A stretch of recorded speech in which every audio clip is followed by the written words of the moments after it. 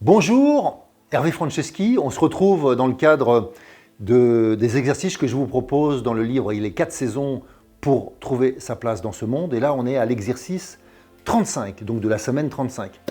Et le thème de cette semaine, c'est apprendre à recevoir. Dans la vie, on n'est pas égaux. Certains d'entre nous sont très à l'aise pour recevoir, d'autres sont plus à l'aise pour donner. Naturellement, certaines personnes préfèrent donner parce qu'elles ne préfèrent pas être débiteur, devoir quelque chose à quelqu'un. Si je reçois, qu'est-ce que je devrais faire derrière? Est-ce qu'il faut que je redonne de l'autre côté? Si j'ai été invité, est-ce qu'il faut que je réinvite? Certaines personnes ne sont pas très à l'aise avec ça. Et puis, il y a d'autres personnes, elles ne sont pas à l'aise non plus avec recevoir quelque chose qui est inattendu, une surprise. Ou bien de recevoir quelque chose que peut-être même je ne désire pas, mais je vais être embarrassé. Comment j'ouvre le cadeau devant quelqu'un? Il y a même des endroits dans le monde dans lesquels ça ne se fait pas d'ouvrir le cadeau devant ceux qui vous l'ont offert. Par contre, par exemple en France, quand on vous offre un cadeau, normalement vous devriez prendre le temps de l'ouvrir, de dire merci, pour dire ah c'est top, c'est content, et je suis content de le recevoir. Donc apprendre à recevoir de soi, tous les soirs de cette semaine, c'est ça le cadeau que j'ai envie que vous fassiez. Alors, le premier soir de la semaine, vous allez écrire une lettre que vous n'enverrez pas, pour là ou les personnes que vous aimez le plus. D'accord ?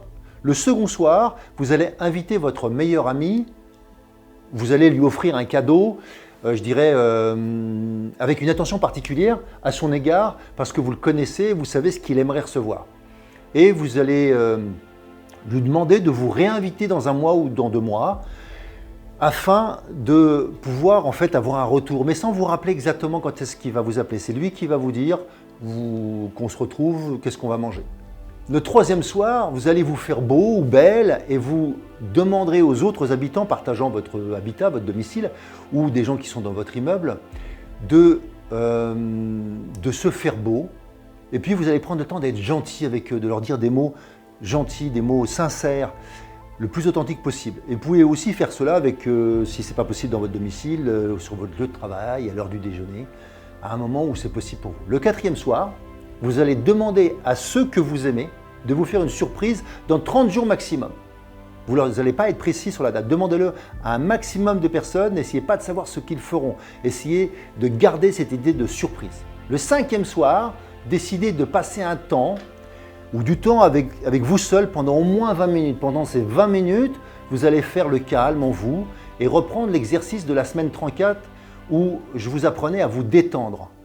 Vous allez prendre le temps de vous écouter en silence. Peut-être fermer les yeux, vous mettre sur un canapé, sur un fauteuil particulièrement agréable. Peut-être que si vous avez un chat ou un chien, qu'il soit à côté de vous. Évitez des présences de personnes qui pourraient discuter avec vous et vous troubler. Faites le vide en vous par une expiration longue et soutenue. Peut-être plusieurs fois, faites-le 2 ou 3 fois. Vous allez vous focaliser sur votre ressenti, sur vos ressentis. Et vous allez prendre le temps de demander à votre âme, quand je dis votre âme, ça peut être, je ne sais pas, ce qui est le plus profond en vous, si vous n'êtes pas à l'aise avec ce mot, de ressentir ce qu'il y a et quel est le besoin le plus profond qui naît en vous. C'est quoi ce besoin en ce moment? De quoi avez-vous vraiment besoin? Le 6e soir, vous allez écrire sur tous les murs de la maison, j'adore faire ça, une phrase positive différente que vous aimez, avec un rouge à lèvres, avec un feutre qui s'efface, etc. Vous allez prendre le temps de vous balader au fil des jours, pendant une semaine en tout cas, avec des choses écrites sur vos glaces que vous allez voir, redécouvrir, peut-être même que vous les laisserez plusieurs semaines, et peut-être que vous aurez oublié ce qui est écrit. Le 7e soir, vous savez, je vous ai demandé tout à l'heure d'écrire une lettre à un ami et de ne pas l'envoyer. Eh bien, c'est le moment de l'envoyer. Mais en fait, cet ami, c'est vous. Vous allez vous envoyer la lettre que vous vous envoyez à un ami avec lequel vous aviez beaucoup de tendresse, beaucoup d'amour à donner. Eh bien là, en fait, vous allez vous envoyer une lettre et que vous allez signer un ami qui vous aime ou qui t'aime.